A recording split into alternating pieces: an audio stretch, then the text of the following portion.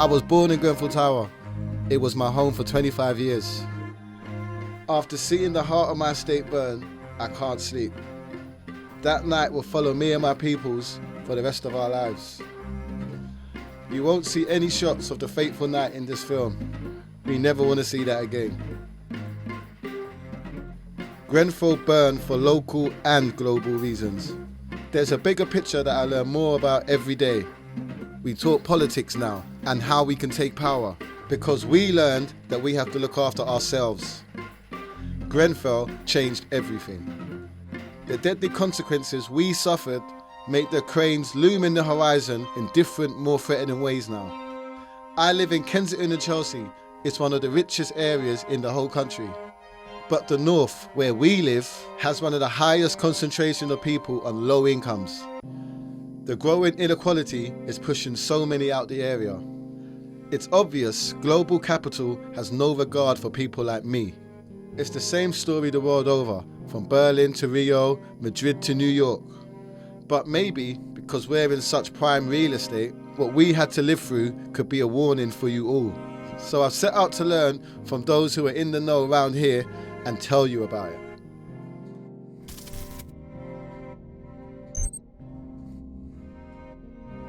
They want a Paris model. Yeah, where they push everyone out to the outskirts in the suburb where you can easily control that outside of the inner circle where they've taken over, and you've got to have a certain income to even be there. Otherwise, the only reason you're going to be going in there is to commute and go to work and do some menial task and come back out again and go back to the suburbs. They look at this particular area as a gold mine, and the thing that's preventing them from being able to mine that gold is the presence of people here on social housing. They were cutting back on all the repairs and maintenance, and they've been doing that for years very deliberately in this process we call managed decline. And if indeed it is proved, as we all believe, that a cheap job was done, if that's proved, what we think it probably will be, then that will be confirmation of our worst fears, and that's a very sort of deterministic and unpleasant warfare actually against people with low incomes.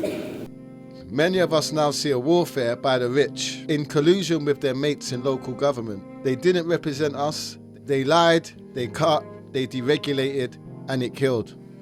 The council's representatives deny social cleansing. They tell us with a straight face they care about our community.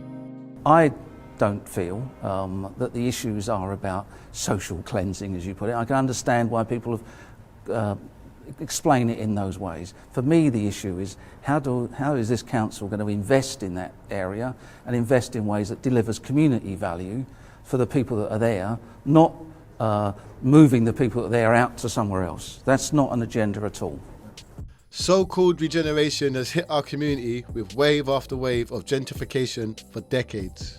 It swept away homes and community spaces. It replaced record shops with coffee shops, music venues with boutiques and bougie bars where we feel like outsiders.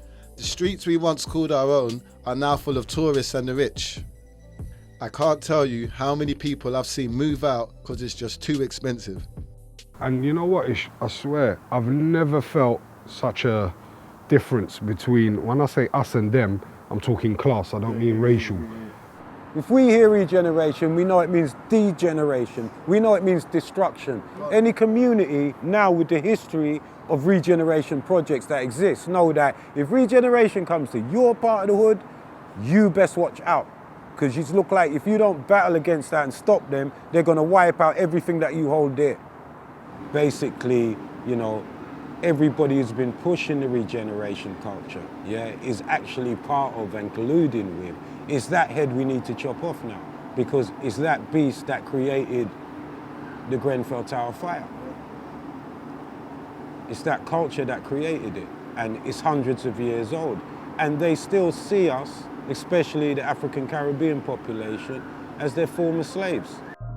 Ed, a veteran activist around here, lived in Grenfell Tower. He warned countless times about deregulation and the flouting of fire safety standards. He said only a catastrophe would lead them to sea, and he was right. the plan is not to have a plan. And that's a great plan when you're trying to run something down into the ground, you know, because you just don't invest in it. It's just not looked after. As Lanc West, we know. I mean, they allowed it to. I mean, slum is a strong word, but they allowed it to sort of slip into a slum-like status, which is disgusting, considering this borough has a third of it, or had a third of £1 billion in reserves. We've been losing all of our public buildings in North Kensington. The people that are responsible for that at RBKC, a small cabal of officers and senior councillors. They should have been keeping us safe in Grenfell Tower. I'm a resident of Grenfell Tower. I used to live on the 13th floor. And rather than keeping us safe, they spent their whole time and their whole concentration going around North Kensington, taking our library, our lovely 125-year-old North Kensington Library, our beautiful information centre underneath the flyover, and any other public assets they could get their hands on, including this beautiful building behind us. The building behind us, they purchased a freehold for £25.3 million without any consultation, without even the local Labour councillors knowing about it. I put some of Ed's accusations to Barry Quirk. I'm not going to comment on that. It seems to me that that's a very, very strong statement. All I can say is that I've looked at the issues that we're dealing with in relation to fire safety on housing. I'm making sure that we've got people that are directing the TMO, and we're directing work ourselves to make sure that people are safe. But others like Emma level Ed's accusations directly at some of Quirk's colleagues, like former Deputy Council Leader Rockfield in Mellon. They had massive master plans. Some people bringing in their experience from elsewhere, like one of the current deputy leaders who's a property developer, and others who were just merely aspiring to be property developers, like Rockfield and Mellon. Before the fire, Field in Mellon was working for a property development company, slyly named Socially Conscious Capital. How socially conscious is it that while serving in public office, he was also being wined and dined by this man, Peter Bingle? This guy got rich convincing councils to sell off assets to his wealthy clients. Field in Mellon enjoys these 5-star lunches with him and pinches pennies from us.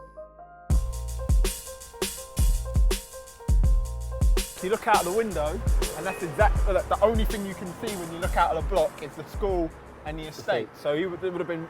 He can just wake up and be like, "Yep, I want that gone." I want that eyesore gone. I know. It's look, they're doing it up now. So hopefully, what's happened to the estate? Nothing's happened to the estate, but filling cracks, doing the windows, touching up the paintwork.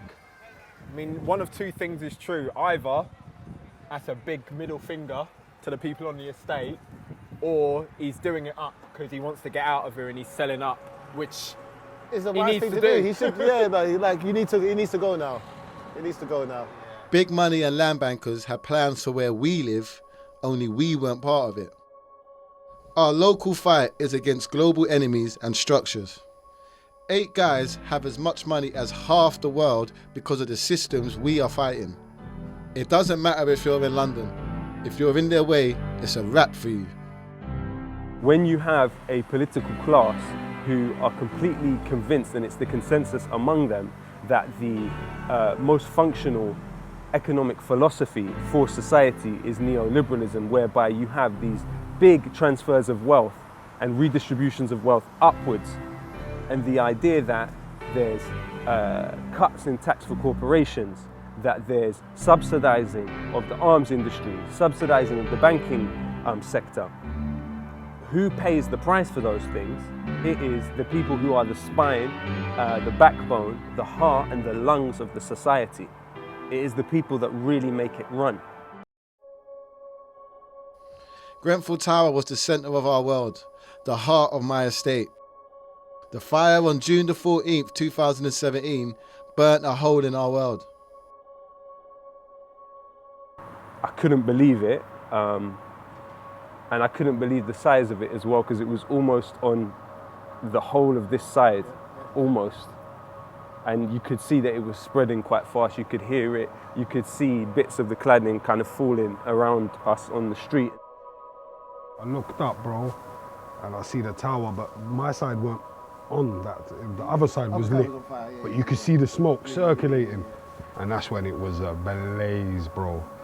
You know, you looked up, you saw it, you saw people. I don't even know if, like, at the time I thought those people aren't going to get out. It was beyond traumatic, you know? It was beyond traumatic. We're hoping that somehow something will come along and rescue them. Somehow we will not literally watch these people beg for our help and burn to death in front of us. And do you know what happened? A helicopter came, and it came within 150, 200 meters of the building and turned back around. Now that turn around was the most heartbreaking thing I've ever seen in my life. The fire at Grenfell Tower happened because the state, the government and local council failed us. In the aftermath of the fire, it continued to fail us. Yeah, and I was really shocked at the first few days at the total absence of the council. I thought it was really shocking. I saw the leader and deputy leader being filmed on the first day, looking absolutely shell-shocked, as we all were. And then that was it. They'd gone. They were completely gone. There was nobody. There was no help. We waited day after day after day for the council to step in and say, hello, this is what needs to happen, this is what we need to do. Nobody to date has come and said, actually, this and this. We're still waiting. They had to register themselves. Like residents, survivors had to go and document who survived, who never, and that was going on for a day or two. I don't know what the council thought was going on or how they failed to see the emergency, but they seemed to in some way fail to see the emergency. And that first day, I remember thinking, wow, they've been caught with their pants down a bit here, like, oh. Yeah. But then by the end of the day, when nothing much had improved, thinking, this feels like more significant than incompetence or shock. Even Barry Quirk from the council seemed less than impressed with the response. I am concerned, very concerned about its capability into the future, and I think it's important that the council make sure that we don't have a collapse of services and that we stand ready to manage services if we have to, if there's an economic failure on the part of KCTMO. There's a perception that the council did nothing after the fire. How accurate is this, would you say? I wasn't here in the week after the fire. I came like 10 days later. So I hear lots of comments and I hear lots of conversations, particularly people in the area and so on. But I also hear from staff in our organisation that were there and did lots of stuff. Now maybe, you know, people weren't aware of them, but I hear lots of different voices. Some from staff and councillors who were actually present at the time and did a lot of work. But we didn't see or feel the council's presence after the fire and wonder why they still had time for things that clearly could have waited. The council granted 2 emergency planning applications the day after the fire. They weren't around to take meetings, to do things for the community, but they were able to have a planning application meeting to grant 2 emergency planning applications with no committee hearings. While the community were dealing with the disaster and the countless tons of aid, companies contracted by the council to carry out the botched renovation work began deleting things from their websites. The WIT UK group deleted this page about their involvement in installing the smoke ventilation system in the tower's main stairwell. But we all began to hot them up. What did they have to hide? There are fears the council were doing the same thing. These questions have been asked as part of the public inquiry. I'm not sure what answers we'll get though. I'll explain later why. Computers had to be seized from the council building. They weren't offered up. If you were an ethical organisation, you'd offer them up. While we were working on this film, the Conservative leader of the council, Nicholas Paget-Brown, announced his resignation. He, alongside Fielding Mellon, managed the regeneration that saw deadly cladding attached to Grenfell. Now he's advising big businesses how to profit from local authorities. Yeah, but I'll give you that Paget-Brown? Paget-Brown. Yeah. He's made a business of telling other councils, this is how you do a budget. Like, this is how you make money off a budget. And he was making a living off this. After he should be in jail. He should be in jail. Paget Brown rejected our office to respond to allegations made in this film. A week after the fire, Theresa May made it official. She apologised in Parliament, calling Grenfell a failure of state. The support on the ground for families in the initial hours was not good enough. That was a failure of the state, local and national. But for those of us who lived through the continued failings of state before and after the fire, this was too little, too late. Failure implies that there is a positive intention in the beginning to actually fulfill this task. What I think we have seen is, yes, incompetence on one hand, but disdain and a purposeful managed decline of social housing in this borough in order to cleanse it and move these people out. We know that people that campaigned against the council in there and were threatened with eviction were vindicated in death. They were vindicated in death. And that is the most tragic part of this situation, that people were not heard in life, and even now they're not heard in death. There is a strong sense that justice cannot be done after Grenfell. The call for a just and humane response has fallen on deaf ears. The community, angered but dignified, has responded to the state's failings with silent marches. They have grown with every march, taking place on the 14th of each month, the day of the fire. The lack of justice is never as obvious as when my streets are filled with grieving families and survivors. It's clear now there was no justice. I had it in my mind from 2 days after the fire that we was never going to see justice. There's pure sadness. There's some good stories, we're not going to say. There's people that made it out of there with their whole family and they're alive today, and that's good and that's beautiful, but you can't always be happy about that because I know people that didn't make it out. So it's rage. It's back to rage. There will never be justice. I personally believe that, and it's just my own very own personal belief, that the kind of only game in town is Martin Moore-Bick's public inquiry. There are fears, though, the state's failings will continue within the public inquiry because it is being headed by Moore-Bick. He's a judge with a history of controversial rulings in housing cases, where he has been accused of social cleansing. This guy couldn't be further from my estate and wider community. People need to go to jail. Do you know what I mean? People lost their lives. If we had done this, we would have been arrested, we would have been questioned, we would have been bailed. The whole of the TMO management team need to go to jail. What it would have been is to go and arrest the guys who put the cladding on there, the guys who sold the cladding, and the guys who authorised the cladding to go on Grenfell. That would have been perfect justice for me. Perfect. And a lot of the main players in these organisations all got connections with each other. They all have had direct relationships. Their paths have crossed, going right back to David Cameron, who deregulated fire safety and lived within walking distance of Grenfell Tower. It remains to be seen what the outcome of the public inquiry and police investigation will be. But one thing we know for sure, we will never trust the state and its private sector mates to keep us safe again. Since the fire, the community continued to come together, not just to pick up where the council fails, but to try and increase our power, so that nothing like this ever happens again. That was a tragedy. Has happened to the community. Said, it woke a lot of people up. It's woken a lot of people. It woke me up. It woke a lot of people up. And I believe if we all continue to stand and make the noise and not shut people out, we can change this community to the greater good. We know from observing what's going on that there is a more contemplative mood. There is a more thoughtful mood amongst young people. There isn't as much madness going on in the streets that was going on as before. People are thinking about, so this is a divide and rule thing. We are being pitted against each other. How do we deal with that? And I think that it's an opportunity to actually turn a lot of stuff around. History is key to understanding the struggle of working class people in North Kensington. The area, known as Grove to people around here, is the equivalent to New York's Harlem. It was the centre of counterculture, from sound system to punk. After the war, the fight against racism and fascism was at home. The Caribbean and the progressive white working class communities made history, taking the far right off the streets.